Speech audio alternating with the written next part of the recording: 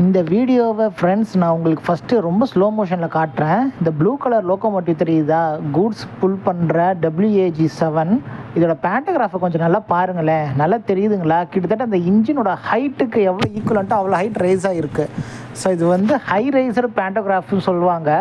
இதுக்கு ரீசன் என்னென்னா, மேலே இருக்கிற OHE வந்து ரொம்ப ஹைட்டாக வச்சுருப்பாங்க. ஸோ இதுக்கான ஆன்சர் உங்களுக்கே தெரியும். என்ன ஆன்சர்னு நீங்கள் கெஸ் பண்ணியிருக்கிறது கரெக்டு தான். இது வந்து கூட்ஸ் ட்ரெயின் சொன்னதால் கூட்ஸை வந்து இப்போ என்ன பண்ணுவாங்கன்னா கண்டெய்னர் மூலியமாக கொண்டு போவாங்க. ஸோ இதுதான் இந்த வீடியோட நார்மல் ஸ்பீடு. இது வந்து பார்த்தீங்கன்னா நார்மல் கோச், ஓகேங்களா? ஆனால் இதே வேகன் வந்து என்ன பண்ணுவாங்கன்னா கண்டெய்னரில் போகும்போது ஒன்றுக்கு மேலே ஒன்று ஸ்டாக் பண்ணுவாங்க.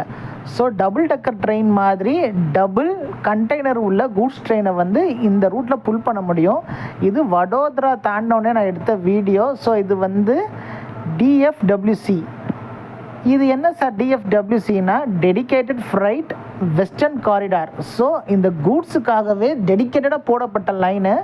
அதுவும் OHE வந்து செம்ம ஹைட்டில் வந்து மெயின்டைன் பண்ணியிருப்பாங்க.